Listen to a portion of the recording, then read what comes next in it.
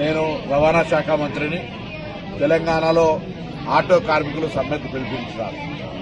నేను ఎందుకంటే హైదరాబాద్లో లేను అవునా కాబట్టి నేను ఆ సంఘాలకు నేరుగా వ్యక్తిగతంగా విజ్ఞప్తి చేస్తున్నట్టే భావించండి. నేను రవాణా శాఖ మంత్రిగా ఆర్టీసీ కార్మికులకు కూడా ఇష్యూ వస్తే నేను వాళ్ళకి చెప్పినా పరిష్కారం చేస్తా అని చెప్పినాం. పరిష్కారం చేసినాం. ఇవాళ ఆర్టీసీకి సంబంధించి గుర్తింపు ఎన్నికలు విలీన ప్రక్రియ అంతా కూడా వాళ్ళ మిగతా అంశాలన్నీ పరిష్కారం అవుతాయి. ఆటో కార్మికులకు సంబంధించి కూడా వాళ్ళు న్యాయమైన కోరికలు కోరుతారు. 2012 నుంచి మీటర్ ఛార్జీలు పెంచలేదని తప్పకుండా దానికి ఒక కమిటీ వేసి ఆ ఆటో ఛార్జీలు పెంచడానికి సంబంధించినటువంటి కమిటీ నివేదికకు అనుగుణంగా మీ ప్రతినిధులు వెళ్లి వాళ్ళను కలిసి మీ యొక్క ఏవైతే అంశాలు ఉన్నాయో డీజిల్ రేటు పెరిగినా వాహనం రేటు పెరిగినా అటువంటి అన్ని అంశాలను వివరించండి. లేబర్ శాఖ అదేవిధంగా రెవెన్యూ శాఖకు సంబంధించినటువంటి వాళ్ళతో అందరితో కలిపి ఒక కమిటీ వేస్తాం. తొందరలోనే ఆ కమిటీ వేసి ఆ యొక్క 2012 తర్వాత పెరిగినటువంటి ఛార్జీలను పెంచుతాం ఎంత అనేటువంటిది మనం సమిష్టిగా నిర్ణయం చేద్దామనే మాట మనం చేస్తాం. రెండవది సంక్షేమ బోర్డు అడుగుతా ఉన్నారు. లేబర్ సంక్షేమ బోర్డు కావాలంటే కార్మికుల పక్షాన సెస్ వసూలు కావాల్సి వస్తుంది. దానికి కూడా నేను అన్ని సంఘాలను కోరినా సంక్షేమ బోర్డు వేయడానికి కూడా కేబినెట్ అనుమతి ఇచ్చింది.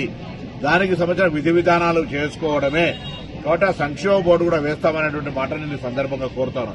ఇది కాక ఆటో కార్మికుల సంక్షేమం దృష్టిలో పెట్టుకుని వాళ్ళ దగ్గర అంత ఆర్థికంగా ఉండదని హైదరాబాద్ లో 1,50,000 రూపాయలతోటి ఎలక్ట్రిసిటీ ఆటోలు కొనుక్కోవడానికి కానీ లేదా ఈవీ ఆటోలుగా రెట్రోఫిట్మెంట్ అంటే పెట్రోల్ డీజిల్ ఆటోలు లేకుండా ఉండడం కొరకు వాటిని ఈ విధంగా మారుస్తా ఉన్నాం.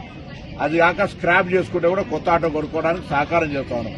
ఆ విధంగా హైదరాబాద్ లో ఎక్కడ కూడా డీజిల్ పెట్రోల్ గ్యాస్ ఆటోలు ఉండొద్దని ఈవీకి కన్వర్ట్ చేసుకోవడానికి వాళ్ళ దగ్గర ఆర్థిక స్తోమత ఉండదని 1,50,000 రూపాయలు ఇస్తున్నాం. కాబట్టి దయచేసి ఎక్కడైనా సరే ఆటో కార్మికుల సంక్షేమానికి ప్రభుత్వం కట్టుబడింది. మేము ఎన్నికల్లో చెప్పిన వాగ్దానం ప్రకారంగా మీరు 12,000 రూపాయలకు సంబంధించి గ్రామీణ ప్రాంతాల వాళ్ళకు కూడా ఏ విధంగా చేయగలుగుతాం. ఆర్థిక ఇబ్బంది ఉన్నది. మీ అందరూ కూడా గ్రామీణ ప్రాంతాల్లో రవాణా సరఫరాకు సంబంధించి కష్టపడేటువంటి వాళ్ళు మీ జీవితాల్లో కూడా న్యాయం జరిగే విధంగా ప్రభుత్వం ఆలోచన చేస్తూ ఉంది. ఏ విధంగా చేయాలి, మీకు ఏ విధంగా లాభం చేయాలనే ఆలోచన కొద్దీ తప్పకుండా మేము ఈ సందర్భంగా మనవి చేస్తూ హైదరాబాద్ లో 1,00,000 ఇళ్లు కడతా ఉన్నాం. ఇటు ఆర్టీసీ కార్మికులతో పాటుగా ఆటో కార్మికులు కూడా వాళ్ళు అప్లై చేసుకుని వాళ్లకు అంత పెద్ద విలువైన స్థలాల్లో కట్టే ఇళ్లకు అర్హులు కావచ్చని మేము కోరినాం.